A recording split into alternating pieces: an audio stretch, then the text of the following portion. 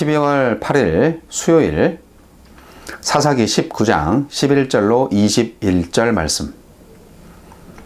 그들이 여부수에 가까이 갔을 때에 해가 지려 하는지라 종이 주인에게 이르되 청하건대 우리가 돌이켜 여부수 사람의 이 성읍에 들어가서 유숙하십시다 하니 주인이 그에게 이르되 우리가 돌이켜 이스라엘 자손에게 속하지 아니한 이방 사람의 성읍으로 들어갈 것이 아니니 기브아로 나아가리라 하고 또 그 종에게 이르되 우리가 기브아나 라마 중 한 곳에 가서 거기서 유숙하자 하고 모두 앞으로 나아가더니 베냐민에 속한 기브아에 가까이 이르러 해가 진지라 기브아에 가서 유숙하려고 그리로 돌아 들어가서 성읍 넓은 거리에 앉아 있으나 그를 집으로 영접하여 유숙하게 하는 자가 없었더라.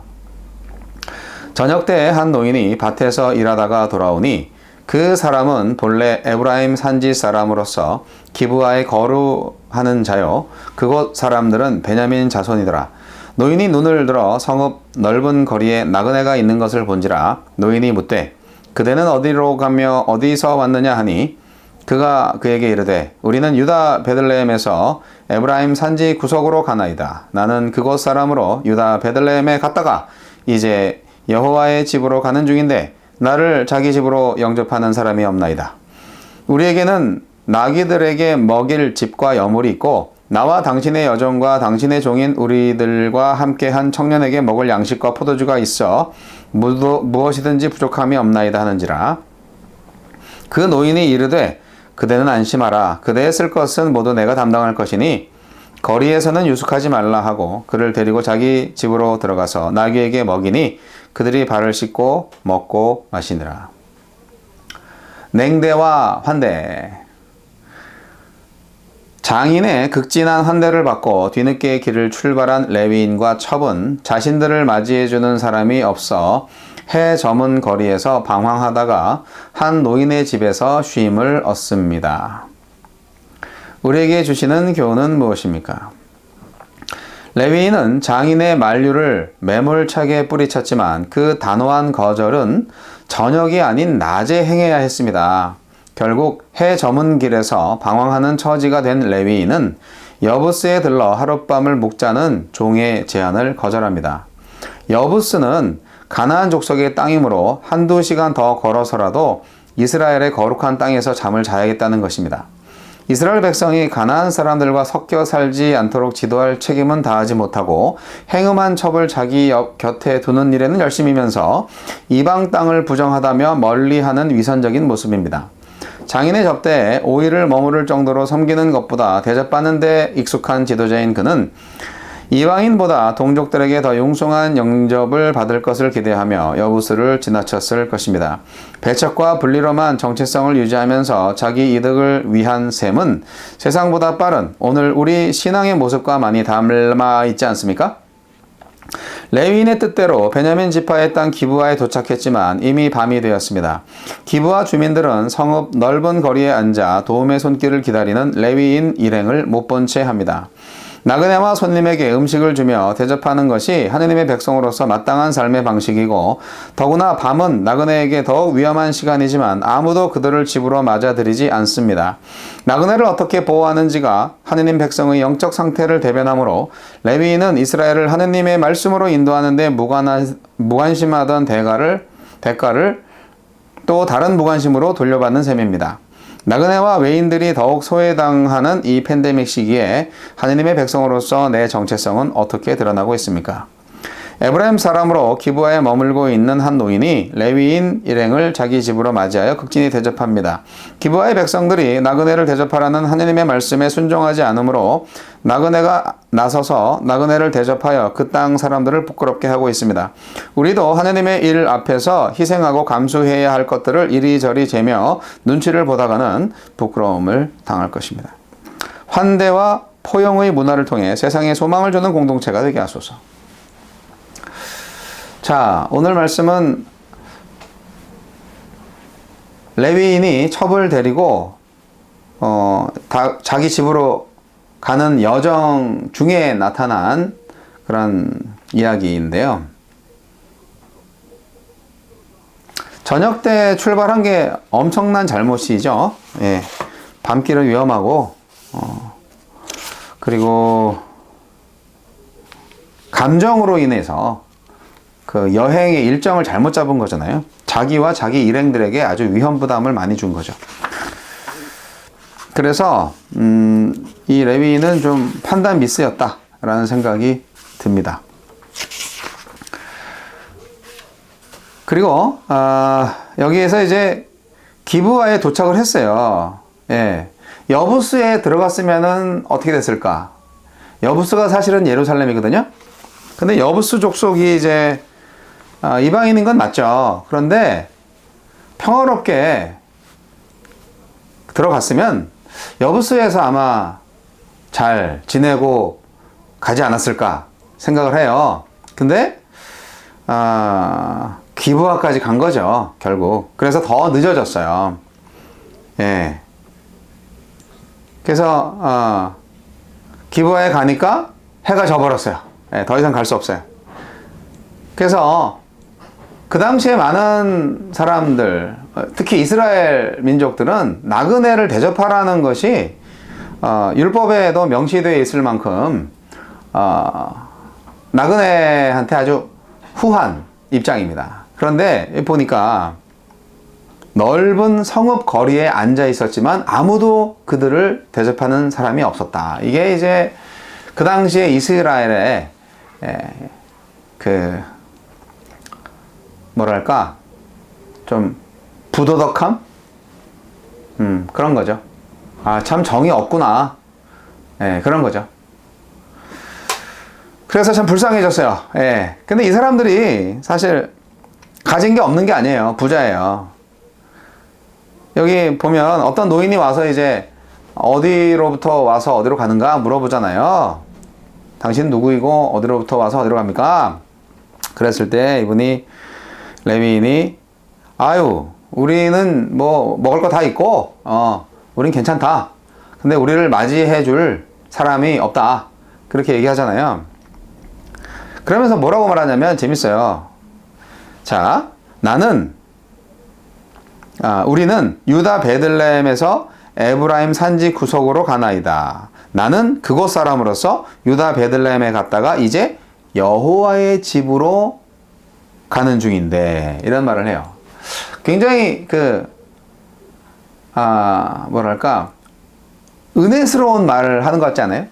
나는 지금 내가 원래 저기 사는 사람인데 제가 지금 여기 갔다가 지금 다시 우리 아버지 집으로 가고 있습니다. 그렇게 말하는 거죠. 예, 하나님의 집으로 가고 있다. 이런 말, 아주 은혜스러운 말, 거룩한 척 하는 거죠. 이게 이제 말은 좋아요. 말은 좋은데 첩을 데리고 가는 사람이고 그리고 돈도 많아요. 우상 숭배가 만연한 시대에 레위인이 돈이 많다? 그거는 좀 이해가 안 돼요.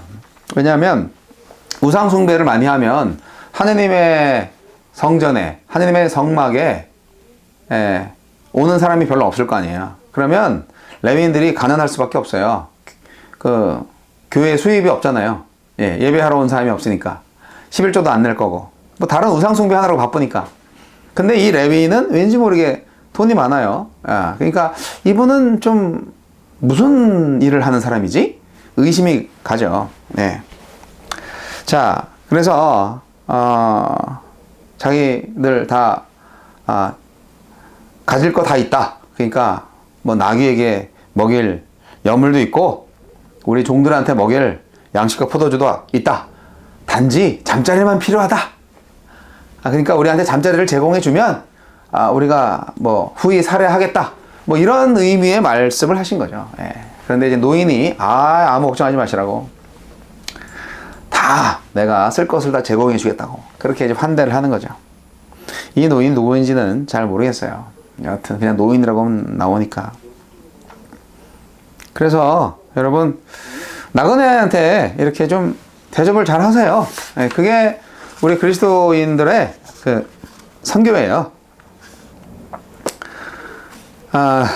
저는 오늘 말씀 가운데에서 동족들끼리 이렇게 서로 대접하지 않고 사는구나.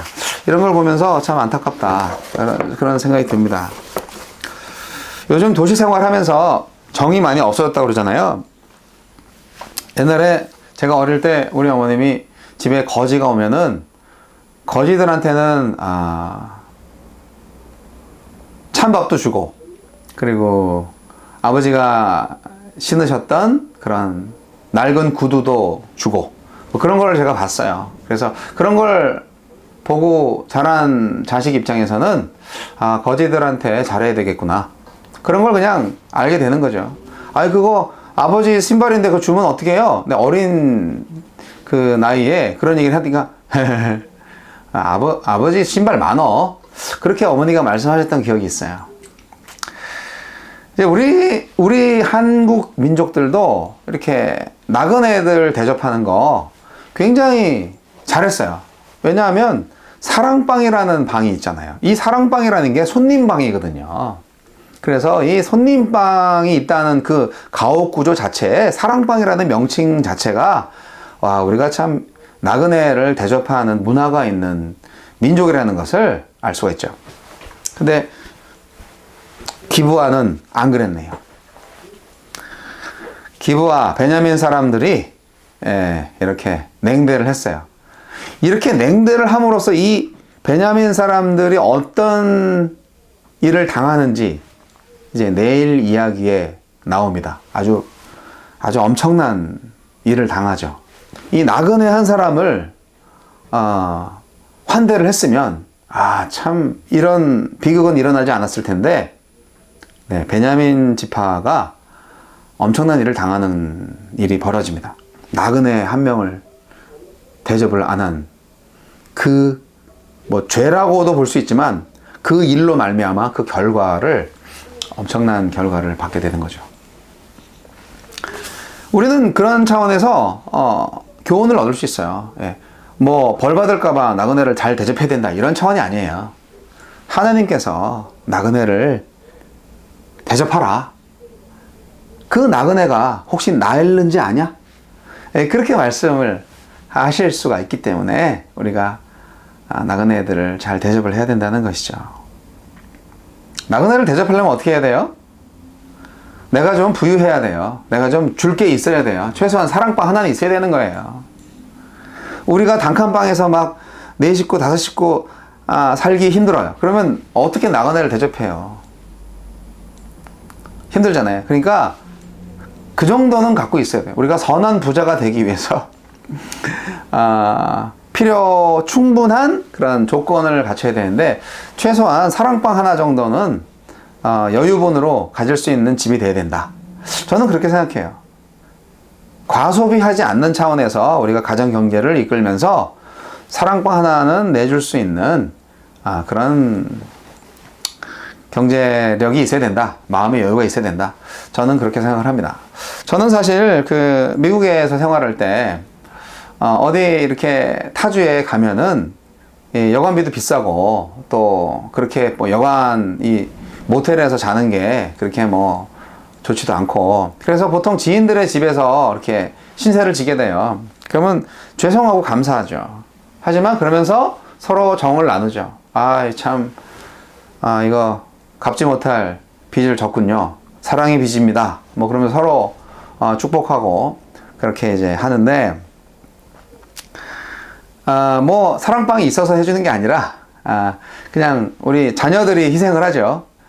오늘은 나그네가 오셨으니, 오늘 손님이 오셨으니까, 오늘은 네가 동생 방에 가서 같이 써라. 이렇게. 그렇게 이제 우리 자녀들이 희생을 했죠. 하지만 그런 것들을 통해서, 나그네를 이렇게 잘 대접을 하는구나 하는 것을 또 자녀들이 배우게 되는 거잖아요. 그게 자연스러운 미국 가정의 문화잖아요. 모르겠어요. 요즘은 우리 집 프라이버시가 있어서 안 돼, 그냥 호텔 잡아드릴게요, 이래도 되죠. 하지만 그것도 저것도 아니면 좀 매정하죠. 아무 상관이 없는 사람인 거죠, 그러면.